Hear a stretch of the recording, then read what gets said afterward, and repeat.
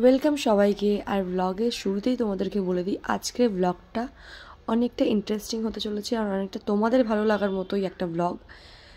তো আমরা অনেকটা মানসিক করেছিলাম কালীঘাটে পুজো দেবো আর কিছু 100 জনকে খাওয়াবো। তো সেটার উদ্যোগ নিয়ে আমরা বেরিয়েছি আজকে পুজো দিতে। আর কি কারণে মানসিকটা, কি নিয়ে মানসিকটা, কেন, তো পুরো ব্লগটা দেখলেই তোমরা জানতে পারবে। আশা করি তোমাদের আজকের ব্লগটা খুব ভালো লাগবে। আর যারা একটু দূরে থাকো, কালীঘাট মন্দিরে আসেনি, তাদের জন্য কালীঘাট মন্দিরটাও দেখিয়ে দিলাম। আর আজকে আমার মাম্মামটাও অনেক খুশি হয়েছে, কিন্তু যেহেতু ওর হাতে একটু ব্যথা, তো একটু প্রবলেম ওর হয়েছে, বাঁ হাত দিয়ে দিয়েছে। আর আমি ওকে অনেকটা বকেওছি, তারপরে ওই হাত দিয়ে দেওয়ার চেষ্টা করেছে। তো পুরো ব্লগটা দেখো। Hey guys, welcome back to my channel Vlog with you। তো আজকের ব্লগটা হতে চলেছে খুবই ইন্টারেস্টিং আর তোমাদের ভালো লাগবে, কারণ আমরা যাব এক্ষুনি রেডি হব, যাব পুজো দিতে। ওখানটায় গিয়ে কি কি করবো সেটা দেখো। আমাদের মানসিক ছিল, সোমনাথের আর মাম্মামের একটা ইচ্ছে ছিল, সেটা পূরণ করবে। তো সব সঙ্গে থাকো, দেখতে থাকো ব্লগটা কি হতে চলেছে। দেখতে থাকো, সঙ্গে থাকো, চুমু দিয়ে দেবো। বাজা বদমাস মেয়ে একটা।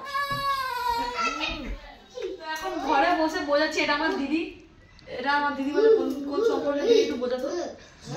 এটা মাসি শাশুড়ির মেয়ে দিদি। ঠিক আছে, যাই হোক, ওকে এখন বোঝানো কি হয়েছে, র্যাপিডো বলেছে। র্যাপিডোটা কি, তারপরে র্যাপিডো কত টাকা নেয়, জিনিসটা কি বলছে। তোরা যদি অটো করে যাস না, আমি কালীঘাটে যাবো, আমি যদি র্যাপিডো করে দেবো, র্যাপিডো করে দেবে। বলে সেটা কি জিনিস, লালটু শেখাচ্ছে র্যাপিডো হচ্ছে এরোপ্লেন, এরোপ্লেন হাতে ভাবো কিরকম ভগবান হচ্ছে। হাসি দেখ, তোমাদের ওখানে র্যাপিডো চলে না, এ বলছে আমাদের ওখানে পানা সবাই র্যাপিডো চলে আছে। এটা আমার তো ছেড়ে এসব ছেড়ে দেবে না, সব হবে। এক বছর চুমু দেবে না, মুখে মুখে বসো। ও ঘুমাচ্ছিল, তুলে দিয়ে চুমু দিয়ে দে। সুন্দর দেখ,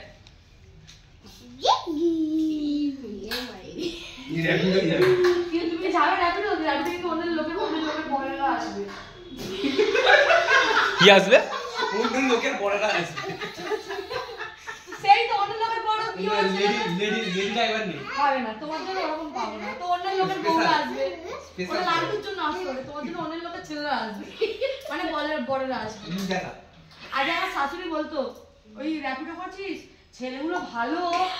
ও বলতো হ্যাঁ হ্যাঁ, তুই এত রাত্রে হলে একে এই ছেলেটা তো যা ভালো হয় তোকে পৌঁছে দেবে। সেদিনকার জন্মদিনে আছে, টিয়াদির ছেলে জন্মদিনে এ ক্যাব করেছি। মা কি বলছে ক্যাবওয়ালাকে, ও দাদা আমি তোমার সঙ্গে যাবো, তুমি আমাকে এখানে আমার ছেড়ে দিয়ে দে। ক্যাবওয়ালার সামনে বলছে, কোথায় নিয়ে চলে যাবে পুতুলকে জানি না। এ বলে জিপিএস ট্র্যাক করা থাকে, কোথাও নিয়ে যেতে পারবে না। বলে আমি গেলে কি জানি, তোমার বাবা নাকি 300 টাকা দিয়ে নিয়ে যায়, তোমাকে দিয়ে তো 300 টাকা দেবে না। বলে না দেবে না, ও নিয়ে যাবে নাকি, ছেড়ে দিয়ে দেবে, ঘরের মেয়ে তো। এখন আমরা বেরাচ্ছি কালীঘাটে পুজো দিতে যাবো। ফোনটা হাতে আর খুব জোর পড়েছে, পিউ হয়ে গেছে রেডি। আইফোন আসছে, আইফোন করছে তো এত, ওকে আইফোন নেবই দেবই। দাঁড়িয়ে চালু বলে 17 প্রো ম্যাক্স। হঠাৎ করে তোমরা আজকে কালীঘাটে কি জন্য এলে? এলাম আজকে আর ইচ্ছে পূরণ হয়েছে আমার, ওই জন্য কালীঘাটে পুজো দিতে। হ্যাঁ বলো। চলো আগে চলো।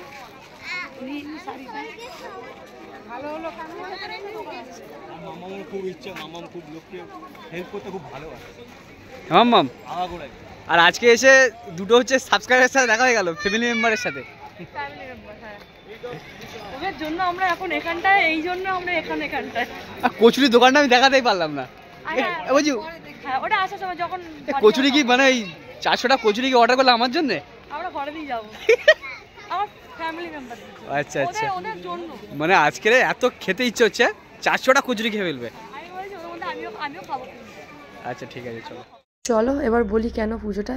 তো আমরা বলেছিলাম কালীঘাটে গিয়ে পুজো দেবো তখনই যখন আমরা ফেসবুক আর থেকে আমরা ইনকাম করতে পারবো, কিছু আর্ন করব, তো সেই টাকা দিয়ে আমরা গরিব লোকদের কিছু খাওয়াবো। কারণ এটা আমার মাথার চিন্তা ভাবনা না, এটা আমার মেয়ের মাথায়। তোমরা আগেও ব্লগে দেখেছো, ও তো এই জিনিসটাই খুশি পায়।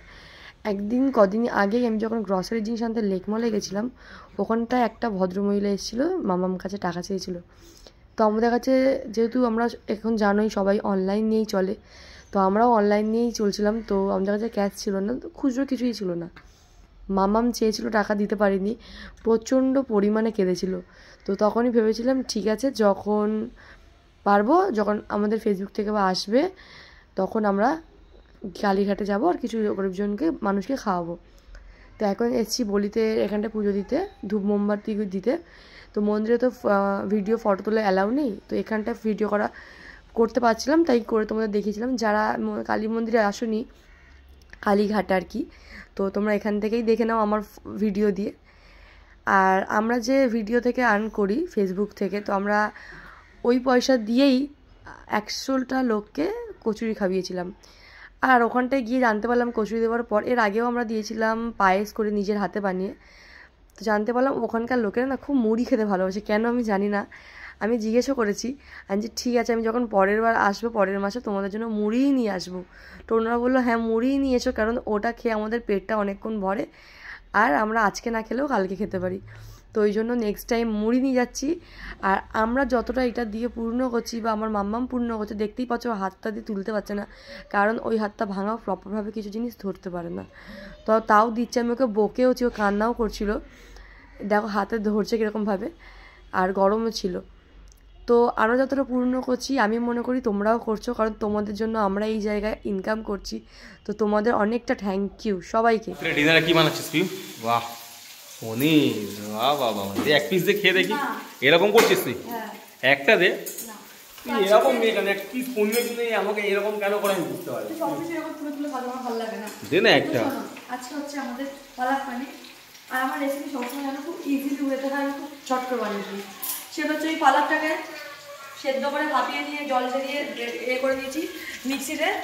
এইটা আদা রসুন কাঁচা লঙ্কা আর এটা পেঁয়াজ, ঠিক আছে, বেটে রেখেছি।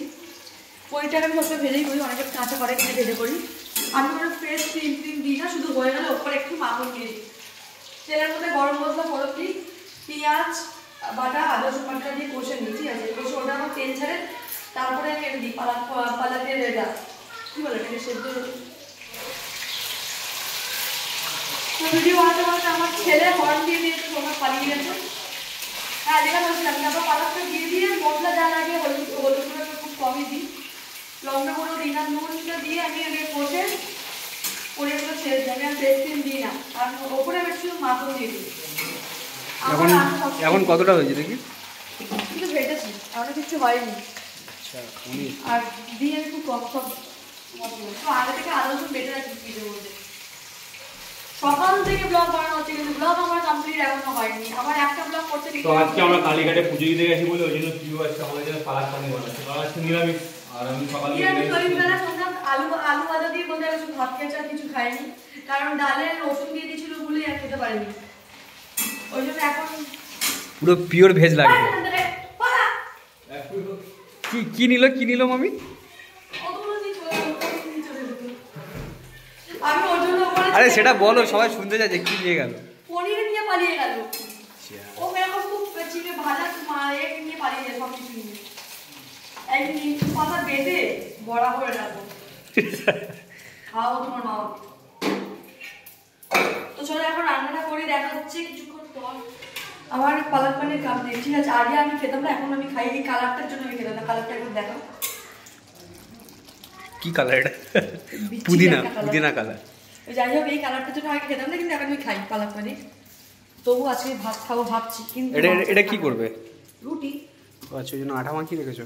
আমি রুটি খেতে ভালোবাসি না একদম। ভাত খাবো, লুচি খাবো, পরোটা খাবো, যেগুলো খেলে মোটা হয়। কিন্তু মোটা হতে আমার চাই না, সব দিকে জ্বালা। থাইরয়েডও হয়ে গেছে, ভগবান আমার ভালো সহ্য করতে পারে না। তো যে মোটা হতে চায় তার পাতলা থাইরয়েড দিয়ে দিয়েছে, আর যে পাতলা হতে চায় তাকে মোটা থাইরয়েড দিয়ে দিয়েছে। আচ্ছা, তো এখন গরম গরম রুটি আর কি পালক পনির। পালক পনির রাত্রিবেলা। উফ, জমি ক্ষীর। মানে তো মা আমি কিন্তু ভালো রান্না করতে পারি না মার বাড়িতে এসে এরকম খাবার পাবো আমি বুঝতে পারিনি। এটা অ্যাডজাস্ট করে দেবে, আমি ভালো রান্না করতে পারি না। একটু খারাপ। ঠিক আছে চলো, টেস্ট করলেই তো বোঝা যাবে যে ভালো করছে কি খারাপ করছে। চলো, আমি হচ্ছে আজকে বলবো, রিভিউ দেবো যে কেমন খাবার হয়েছে। চলো।